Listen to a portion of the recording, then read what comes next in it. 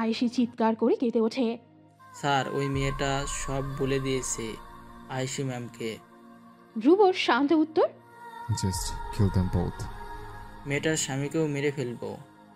হ্যাঁ, আর আয়েশি ম্যাম? তাকে আমি দেখে নেব। আগে তোমাকে যা কাজ দেওয়া হয়েছে তা করো। ধ্রুব ফোন কেটে দেয়, পায়ের উপর পা তুলে বাবু হয়ে বসে। এত কিছু যার জন্য করলাম সে নাকি বলে আমি খারাপ।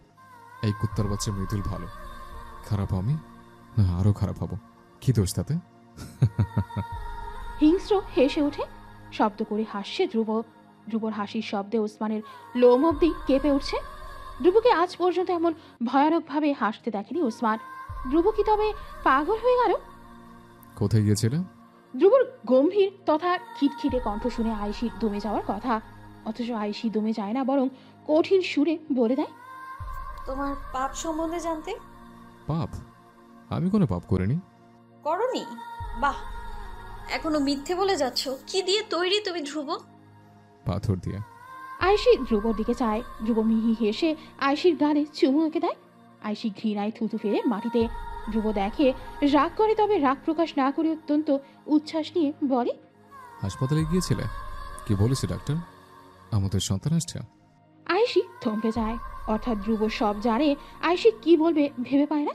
উপায় না পেয়ে মিথ্যা বলে, কোনো সন্তান আসছে না, অ্যাসিডিটি হয়েছে শুধু। অ্যাসিডিটি? অ্যাসিডিটি হলে তোমার পিরিয়ড কেন মিস যাচ্ছে? ধ্রুব শকুনি মস্তিষ্কের প্রশ্ন আয়েশিকে ভরকে দেয়। আয়েশি বলে, এসব গাইনি প্রবলেম, ঔষধ দিয়েছে, ঠিক হয়ে যাবে। ধ্রুবর সমস্ত আশায় পানি পড়ে। আয়েশিকে নিজের কাছে বন্দি করে রাখতে একটা সন্তানের খুব প্রয়োজন ছিল, অথচ ধ্রুবর সমস্ত প্ল্যান মাঠে মারা গেল। আজকের পর এখন আয়েশি নিশ্চয়ই ধ্রুবকে তার কাছে ঘেঁষতে দেবে না। তাহলে তাদের সন্তান কি আসবে না? আয়েশি কি আর ধ্রুবর কাছে থাকবে না? আয়েশি কি ধ্রুবকে ছেড়ে চলে যাবে? ধ্রুব ভাবতে ভাবতে পাগল হয়ে যায়। ধ্রুবর আঁখিতে কাতরতা। ধ্রুবর আয়েশির গালে হাত রাখে, করুণ কণ্ঠে বলে, এই রক্তচাপা, সত্যি করে বলবে আমাদের সন্তান সত্যিই কি আসছে না?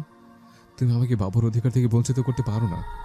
আয়েশি নিজের গাল থেকে ধ্রুবর হাত সারিয়ে নিয়ে কাটছাট কণ্ঠে বলে, না, আসছে না কেউ। আর কেন আসবে? যেন তুমি আমায় তোমার কাছে বন্দি করে রাখতে পারো, সেই জন্য। ধ্রুব ভ্রু কুচকে ফেলে। আয়েশির চুল কানের পেছনে গুজে শান্ত কণ্ঠে বলে, তুমি সব জানো। হ্যাঁ, তোমার সকল পাপের খবর আমার জানা হয়ে গেছে। জানি না আর কি পাপ করেছো তুমি, তবে যা জেনেছি তাই বা কম কিসের। ধ্রুব রাগে কপালের রগ ফুলে ওঠে। দু আঙুলের ফাঁকে আয়েশির গাল চেপে ধরে বলে, কি পাপ করেছে আমি? তোকে ভালোবাসা আমার পাপ ছিল? বল। গালের আয়েশি ব্যথায় আয়েশির চোখ বুঝে আসে। আয়েশি তবুও হার মানে না, স্পষ্ট কণ্ঠে হুঙ্কার ছাড়ে, হ্যাঁ, পাপ ছিল। কেন আমায় ভালোবেসেছিলে? আমি বলেছিলাম ভালোবাসতে? তোমার ভালোবাসা আমার জীবন থেকে আমার প্রেমিককে কেড়ে নিয়েছে, আমার মা বাবা ভাইকে কেড়ে নিয়েছে। তোমার ভালোবাসা আমায় কি দিয়েছে বলো? কষ্ট ছাড়া আর কিচ্ছু না। তোমাকে ভালোবেসে আমি শুধুমাত্র কষ্ট পেয়ে গেছি। ভেতর ভেতর গুমড়ে মরেছি আমি। আর কত এইভাবে তিলে তিলে মারবে আমায়? এর চেয়ে বরং একেবারে মেরে ফেলো না। সেই মৃত্যু উপহার হবে আমার জন্য। অন্তত তোমার স্বার্থপর ভালোবাসা থেকে তো মুক্তি পাবো। আয়েশি ধ্রুবর চোখে চোখ রেখে উক্ত কথাগুলো বলে। আয়েশি চোখে জল উপচে পড়ছে। মৃদুলের পরে আয়েশি এই ধ্রুব ইউহান শেখ নামক এই পাষণ্ডকে ভালোবেসেছিল। কখনো ধ্রুবের সামনে নিজের গলা উঁচু করেনি, ধ্রুবকে সম্মান করে এসেছে, শ্রদ্ধা করেছে। অথচ আজ আজ আয়েশির মনে থাকা ধ্রুবর জন্য সকল সম্মান শ্রদ্ধা সব ধূলিসাৎ হয়ে গেছে। আয়েশির মনে ধ্রুবর জন্য থাকা ভালোবাসা সব মরে গেছে, জিন্দা লাশ হয়ে গেছে আয়েশি।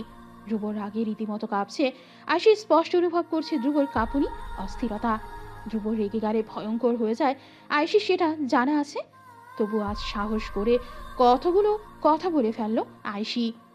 অপরাধ বোধ হচ্ছে না, তবে গা শিউরে উঠছে।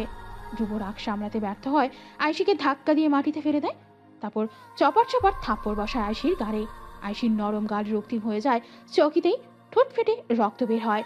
আয়েশি কেঁদে উঠে চিৎকার করে বলে, হ্যাঁ হ্যাঁ, মেরে ফেলো আমায়, তবে তো বেঁচে যাব আমি তোমার অতিরিক্ত ভালোবাসার যন্ত্রণা থেকে। ধ্রুব আয়েশির হাত নিজের বুট জুতো ধারা পিষে ধরে।